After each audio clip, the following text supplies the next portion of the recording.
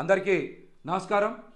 కూటమి పాలనలో ప్రజలకి, మహిళలకి, యువతలకే కాదు ఈ రోజున పోలీసులకు కూడా రక్షణ లేదని Vijayawada 2 town police station CI గారు అయినటువంటి చినకొండలరావు గారి సంఘటనే ఇందుకు నిదర్శనం అని కూడా తెలియజేస్తా ఉన్నా.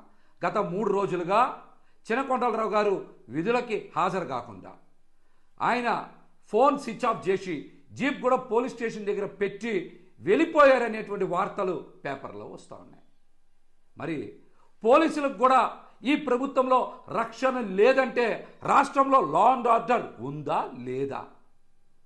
అధికారం ఉందని అధికార గర్వంతో కూటమి పార్టీ ఎమ్మెల్యేలు ఇష్టానుసారం మీరు చెప్పినట్టు నడుచుకోవాలంటే మీరు ఉన్నది భారతదేశంలో అంబేద్కర్ గారు రాసిన రాజ్యాంగం అమలు చేసే దేశంలోనే మీరు గుర్తుపెట్టుకోవాలి.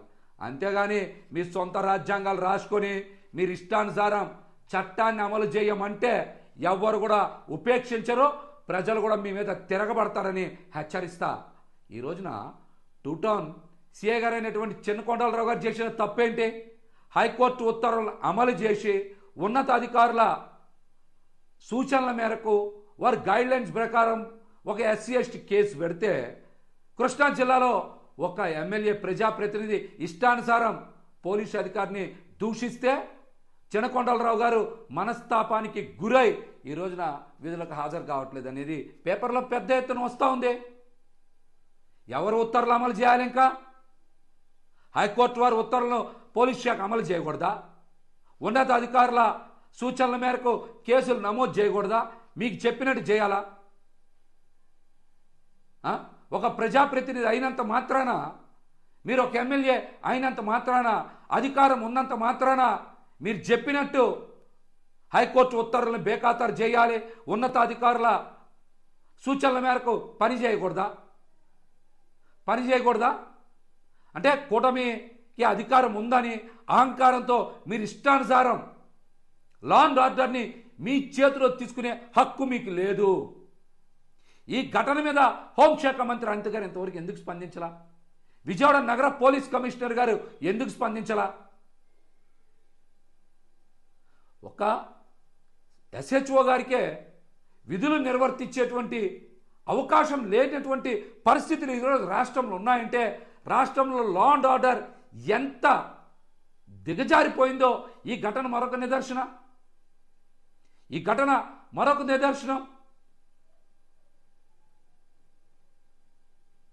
దీని మీద ఇంతవరకు విజయవాడ నగర పోలీస్ కమిషనర్ గారు ఎందుకు స్పందించాలా?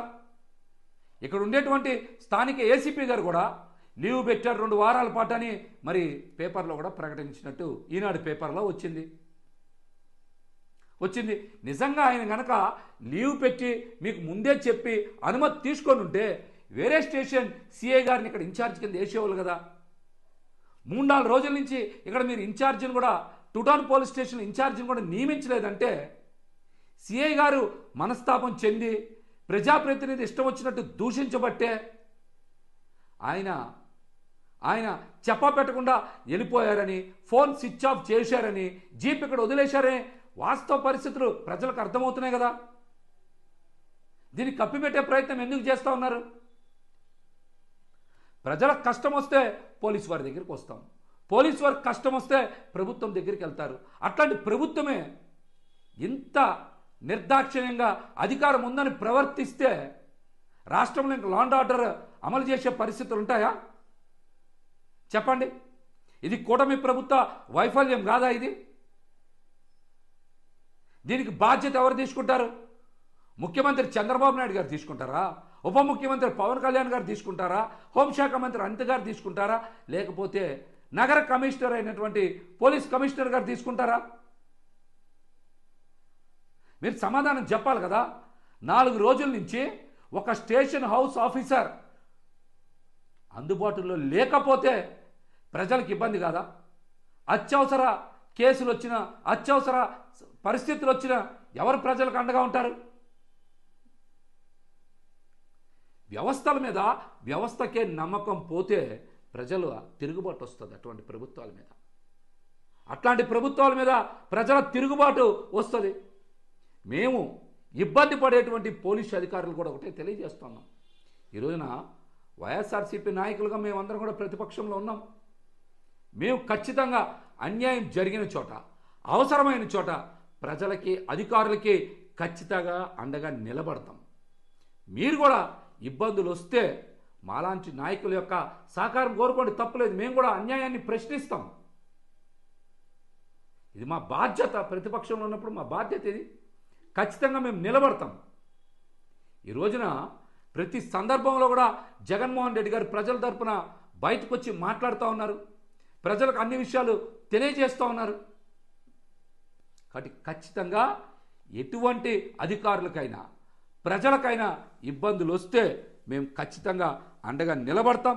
మాకు చేతనంత సాయం చేస్తామని కూడా ఈ సందర్భంగా తెలియజేస్తా. విజయవాడ నగర పోలీస్ కమిషనర్ గారు తక్షణమే ఈ ఘటన మీద దృష్టి సారించాలి. ఈ సమస్యకి పరిష్కారం చూపాలి. మీరు కూడా ఈ రోజున ప్రజాప్రతినిధులను హెచ్చరించే పరిస్థితిలో ఉన్నారు. హైకోర్టు వారు ఉత్తర్వులు అమలు చేస్తే ప్రజాప్రతినిధికి వచ్చిన నష్టం ఏంటి? పై అధికారుల సూచన మేరకు కేసు కడితే ప్రజాప్రతినిధికి వచ్చినటువంటి ఇబ్బంది ఏంటి? అధికారులు ఎవరి సూచనలు పాటించాలి? ఇట్లాంటి ఘటనల మీద మీరు ఖచ్చితంగా ప్రజలకి, అధికారులకు కూడా మీరు వివరణ ఇచ్చుకోవాల్సినటువంటి పరిస్థితి ఉందని కూడా ఈ సందర్భంగా తెలియజేస్తా. మీరు వీలైనంత వేగంగా తక్షణమే ఈ సమస్యకి పరిష్కారం చూపాలి. 2 టౌన్ పోలీస్ స్టేషన్లో వెంటనే ఎస్హెచ్ఓ గారు విధులకు హాజరయ్యేలా చూడండి. లేకపోతే మీరు ప్రత్యామ్నాయం చూడాలని కూడా ఈ సందర్భంగా మేమైతే కోరుతా ఉన్నాం. మరిన్ని వీడియోస్ కోసం ఛానల్ ని సబ్స్క్రైబ్ చేయండి. లేటెస్ట్ అప్డేట్స్ కోసం వాట్సాప్ ఛానల్ ని ఫాలో అవ్వండి. ఆ లింక్ డిస్క్రిప్షన్ లో ఉంది.